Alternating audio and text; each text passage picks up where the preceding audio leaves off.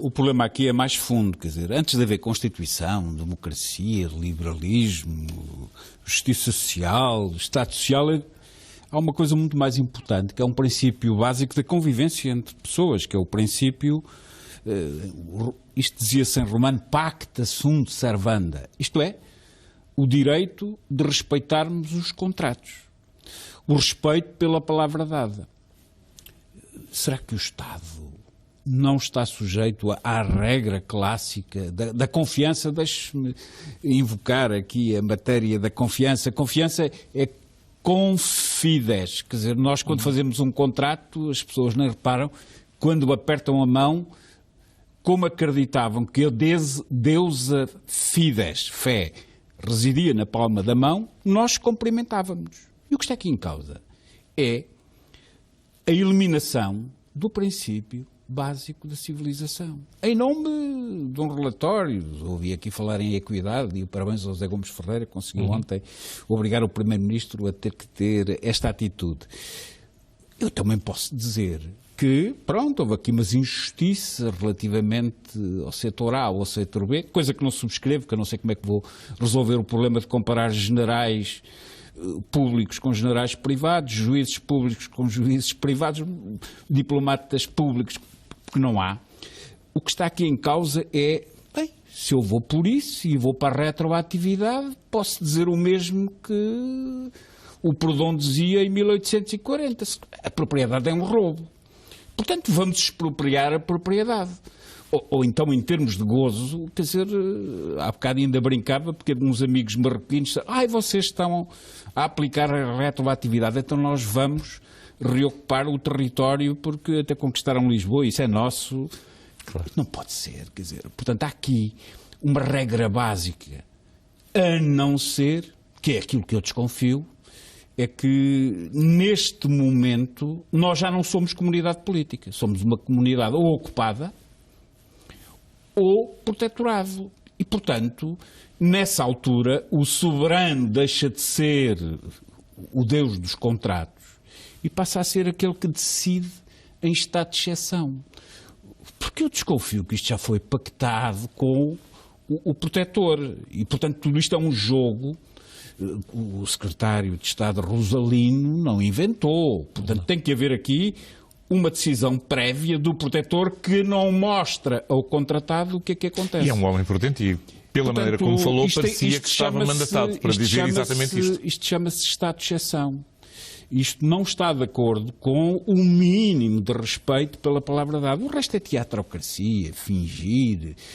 Tanto, eu já sei distinguir a teatrocracia da verdade, quer dizer, e já sei que há falta de autenticidade em políticos que entram naquele jogo clássico, vem nos manuaizinhos das patifarias do poder, que é devido para reinar, põe privados contra públicos, faz e depois pede desculpa, e se fizeste nega. São as 3 regras clássicas da sabedoria e moral, como dizia o Kant, da razão de Estado. Ora, isto pode ter consequências, sem dúvida, de falta de confiança nos agentes políticos que se prestam a ser agentes, não é do velho soberano público, é de soberanos privados. E eu não tenho dúvidas nenhumas de o dizer que este estado de exceção é comandado por forças que vão além dos Estados. Aquilo que se chama normalmente a geofinança.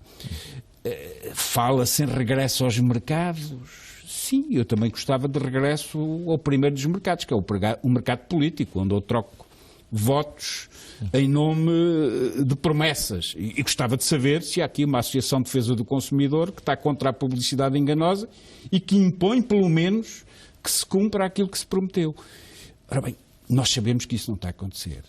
E, portanto, isto não é um problema de esquerda nem de direita. Isto é um problema muito mais grave, que é clássico. Aquilo que 2 camponeses que tenham lógica camponesa sabem, que aquilo que é fundamental para as relações humanas é um aperto de mão, é confiarmos no Fidúcia, outro. Não?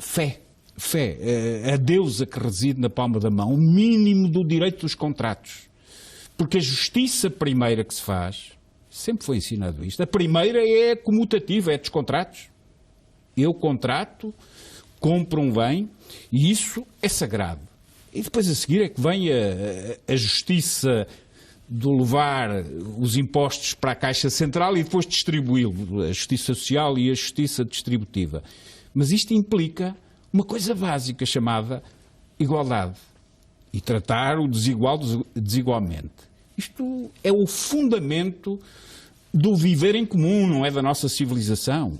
Não estamos ainda na fase de discutir o tal welfare state, isso podemos ver. Estamos numa coisa anterior a isso tudo, que é aquilo que leva uma pessoa a ter confiança. Eu lembro-me perfeitamente de uma história que se passou com o chamado grande reformador, o criador do Estado que nós temos em Portugal, o Mozinho da Silveira, que chegou ao Porto, nem entrou em Lisboa. Obrigaram, em nome do Estado de Exceção, a expropriar lá umas pipas de vinho para ver se arranjavam dinheiro para os impostos. E o Mozinho, o criador deste modelo, desistiu. E disse logo ao seu sucessor: não julgues que a popularidade pode ultrapassar a justiça. É esta moral austera, são as palavras do Mozinho, que tem que se impor num momento de crise. Não é já política, é mais do que isso. É crise da palavra. Eu não gosto de ver o meu primeiro-ministro diz à primeira: tens 4 segundos, foge. Não, isto já não dá com sofisma, isto dá com confiança na palavra dada. Naturalmente, este estado de exceção é a negação daquilo que é básico. E ainda por cima, dizem para aí que é liberal, dizem para aí que é não sei quê, que é não sei quanto. Bolas, isto é a lógica da expropriação, que também pode chegar à propriedade, porque isto vai continuar, porque estão a expropriar uma propriedade. A principal das propriedades conquistadas ao longo destes 2 séculos, que é a propriedade ao meu trabalho.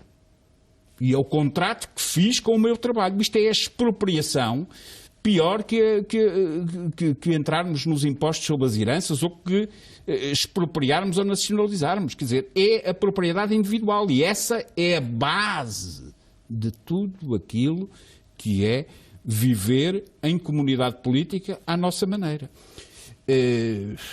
Apelando a coisas que me fazem sentir mal, porque nem no nem o gonçalvismo fez isto, nem a ditadura fez isto, que é a técnica do apelo à inveja igualitária. É a técnica de uma certa demagogia que gera sempre servidão voluntária a seguir. É uma técnica de, às vezes, nós falamos muito em Estado. Antes de haver Estado, já havia consciência política e consciência social. Não estou a falar dos séculos passados. Havia instituições fundamentais na sociedade portuguesa que faziam a coisa pública antes de chegarem ao Estado. Eu dou os nomes. Exército, tropa, magistrados, os becas, os educadores, as associações morais. Fizeram mais pelo Estado do que alguns ministros que vão e vêm. E esta técnica utiliza o dividir para reinar e está a sapar-nos, não é só deste governo, já vinha atrás, a sapar-nos as instituições que nos fizeram comunidade política. É preciso ter muito cuidado, porque se o indivíduo fica com medo, como neste momento está, fica com receio na sua relação contratual de vida com o Estado, ele não tem instituições que o acolham, porque há uma técnica de mentira. Sem dúvida, eu sou defensor das Forças Armadas. É mentira o que dizem sobre as benesses dos militares. É mentira, não resiste a uma análise mínima do Diário da República. É mentira o que dizem dos magistrados. É mentira do que dizem dos professores. E é mentira do que dizem de outros setores que até há pouco tempo o Estado monopolizava em termos de prestação de serviços, nomeadamente os serviços de saúde pública, e sem falar nos agentes da segurança. Isto não conduz minimamente a sentirmos bem em comunidade. Gera medo. E o medo é mau conselheiro e se não voltarmos aos contratos, olhos nos olhos, não faremos nada. Há aqui um pormenor que eu gostava de ouvir. Como é que particularmente estes 2 homens que controlam as 2 forças políticas que integram o governo atual, se vão entender faça uma declarada diferença de opiniões e enfim, ter levado a coisa a um extremo destes? O Primeiro-Ministro hoje, manifestamente, desafiou aquela declaração de Paulo Portas que ouvimos ali no domingo. Para mim, não tenho dúvidas que foi isso que eu ouvi. Portanto, vou para a frente com um projeto fiscal que eu tenho para retroativamente atuar sobre pensões de reforma, seja o que for que chamem a este sistema. Paulo Portas diz que não, que isso é a linha que ele delimitou e enfim, que o seu eleitorado não toleraria ver ultrapassada. Esta teatrocracia tem sempre um guião. Mas é só teatro. Isto é uma teatrocracia. Mas então atingir um ponto de isto tem sempre um guião. Ponto de perfeição nas artes dramáticas tremenda. Eu não sei o que é que se passou. Porque não me acredito que esta comunicação que hoje foi feita pelo Primeiro-Ministro, da retroatividade, em nome da tal falsa equidade, para um determinado grupo que tinha, infelizmente, como patrão Estado, não me acredito que isto tenha sido decidido secretamente ontem ou anteontem. Quer dizer, portanto, eu duvido muito que não haja depois uma desculpa, um sofisma, um silogismo, a dizer que afinal isto aqui é realizar a igualdade, eu bati-me por isso e consegui isso. Não me acredito, estou habituado a estes atores, são atores que normalmente não se importam de mentir. Então, e, portanto, não dou o mínimo de importância a essa tentativa de dialética que é um jogo político de um partido de charneira. Meu amigo utilizou esta poderosíssima metáfora. Então, e o moleiro? O que é que diz? Quando o imperador quis expropriar... A minha terra dizia ou há moralidade ou comem todos, mas isso é a lógica que ele foi buscar ao sapateiro de Braga. E o que está aqui em causa, muito brutalmente... O que está aqui em causa vá lá, como António José Segura ali disse, a constitucionalidade ou não de uma ação destas. Mais do que constitucionalidade. Quer dizer, isto aqui é o princípio anterior à própria Constituição. É o que permitiu a Constituição. Confiança. Ainda ontem eu ouvi com muita atenção o professor António Esses valores podem e acho que começa a estar em causa a convivência relativamente a promessas e palavras. Esses valores podem ser defendidos numa sociedade em ruína financeira? Agora é que devem ser defendidos. Não brinquem com coisas sérias. Isto eu podia quase invocar uma parte onde o Karl Marx, a defender este princípio, traduzia o Santo Tomás de Aquino para ser o Marx, de cada um segundo as suas possibilidades, para dar a cada um segundo as suas necessidades. Nós estamos numa sociedade civilizada.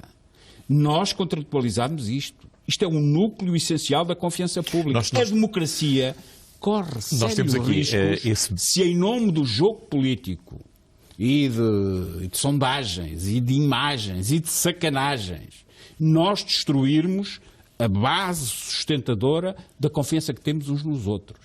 E, portanto, não pode ser.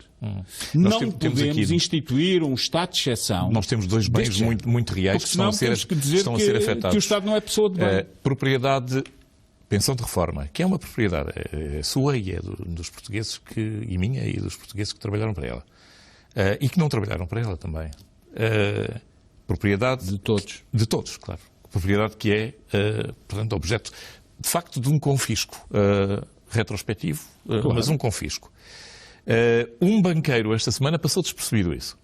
Disse que não achava mal toda a ideia de penalizar os depositantes com mais de 100 mil euros. Propriedade, novamente também... aforrada nos bancos, que não achava mal serem responsabilizados também. Podem achar tudo. Mas... E o que é que fica? Não fica nada. Fica a lei da selva. Muito bem. E então, o moleiro do Carlos V, quando ele viu a sua propriedade a ser ocupada pelo imperador e disse ao imperador, não ocupas. Porquê? Porque há juízes em Viena. Os juízes em Viena vão defender-nos destas expropriações ou não? Quando isto foi invadido pelo Junot e pelos franceses, portanto, houve a resposta adequada a ocupações.